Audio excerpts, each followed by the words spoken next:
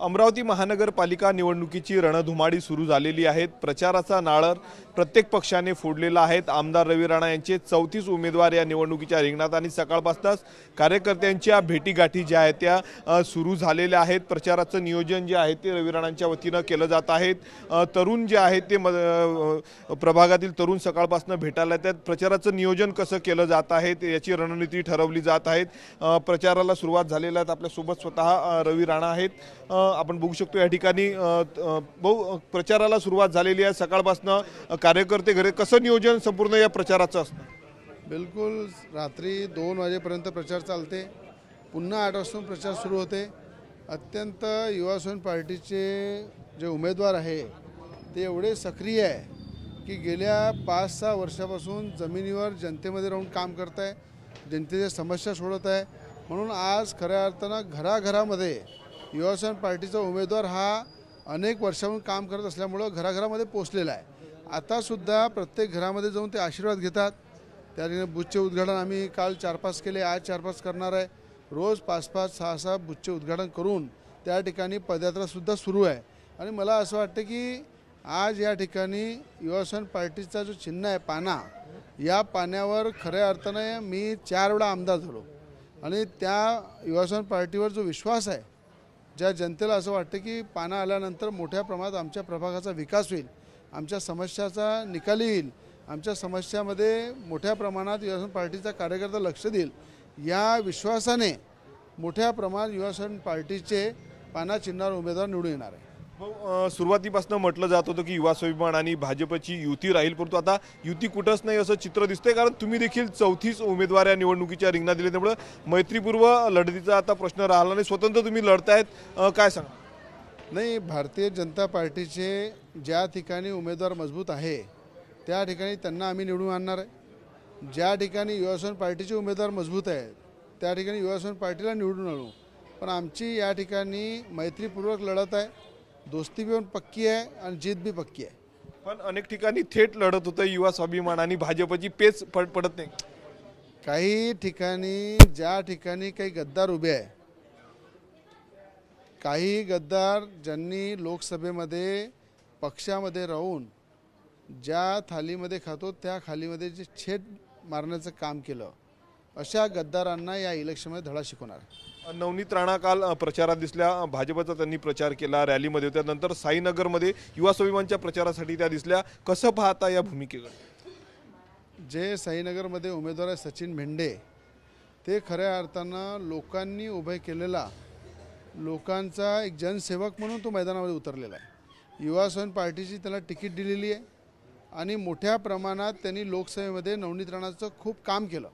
लोकसभामध्ये निवडून आणण्यासाठी त्यांनी अहोरात्र मेहनत केली। असा खऱ्या अर्थानं हिंदू विचाराचाच सचिन भेंडे, जे नवनीत राणांसाठी लोकसभेमध्ये विधानसभे माझ्यासाठी एक कार्यकर्ता म्हणून त्यांनी जे ताकदीनं मैदानामध्ये उतरून काम केलं, त्याची पावती हे आम्हाला सगळ्यांना, साईनगरवासियांना म्हणा की मी एक आमदार म्हणून नवनीत राणा आज स्वतः त्यांचा प्रचार नारळ फोडायला गेल्या, तर अशा इमानदार लोकांना, निष्ठावान लोकांना निवडून द्यायचं आहे आणि गद्दारांना पाळायचं आहे। बोललं जातं की नवनीत राणा भाजपचा आणि नवनीत राणांनी युवा स्वाभिमानच्या पक्षाचा प्रचार केला, त्यामुळं प्रश्नचिन्ह देखील नवनीत राणांवर उभे केले जात आहेत की कसा प्रचार करू शकतात, याला कसं उत्तर देणार? ते स्वतःसुद्धा भारतीय जनता पार्टीसोबत जुळलेले आहे। आज तुम्ही पाहिलं, ज्या गद्दारांना लोकसभेमध्ये स्वतः पक्षाच्या प्रमुखांनी 50-100 वेळा सांगितलं असेल, पण त्यांनी पक्षाची चिंता केली नाही। पक्षाच्या उमेदवार नवनीत राणा भाजपच्या असताना त्यांना निवडून आणण्यासाठी पूर्ण पक्षाची वरिष्ठ नेते पक्षश्रेष्ठी ताकदीनं मैदानात उतरली होती। मोठ्या प्रमाणात मुख्यमंत्री ताकदीनं उतरले होते। पण त्यानंतरही हे जे चिरकोड आहे, जे या ठिकाणी गद्दार म्हणून त्यांनी काम केलं, यांना धडा शिकवण्यासाठी स्वतः नवनीत राणा मैदानामध्ये आहे, मी स्वतः मैदानामध्ये आहे आणि जनतासुद्धा मानसिकता बनवलेली आहे।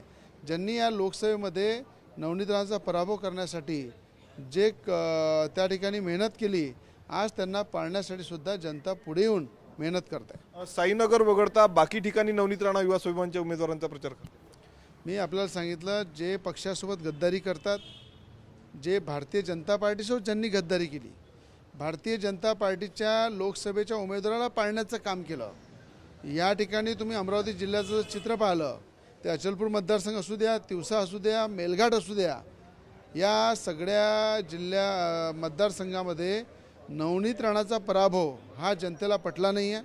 नवनीत राणांच्या पराभवामुळं जिल्ह्याचं नुकसान झालं आहे, जिल्ह्याच्या विकासाचं नुकसान झालेलं आहे. आणि जो पार्लमेंटमध्ये नवनीत राणा ज्या पद्धतीनं अमरावती जिल्ह्याचे शेतकऱ्याचे, शेतमजुरांचे, महिलांचे, युवकांचे, सर्वसामान्य जनतेचे प्रश्न मांडत होती, तो आवाज बंद झाला आहे. आणि आजही जनता ज्या लाखो जनतेने नवनीत राणाला मतदान करून त्या ठिकाणी आशीर्वाद देण्याचा प्रयत्न केला, त्यांना अजूनही विश्वास होत नाही की नवनीत राणाचा पराभव झालेला आहे. साधारणतः 34 उमेदवार तुमचे निवडणुकीच्या रिंगणात आहे. किती उमेदवार निवडून येतील तुम्हाला विश्वास वाटतोय, काय सांगा?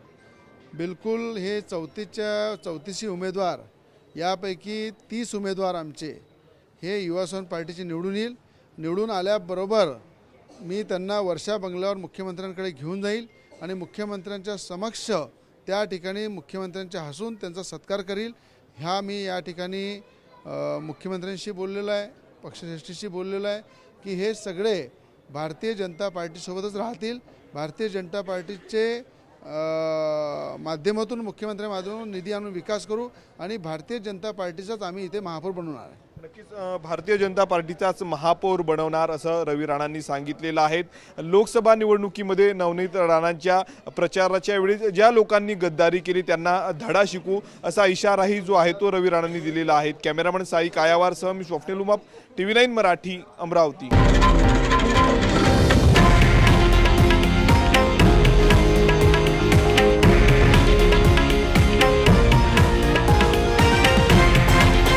हे आहे देशातील नंबर 1 न्यूज नेटवर्क आणि आपण पाहत आहात TV9 मराठी, एकमेव.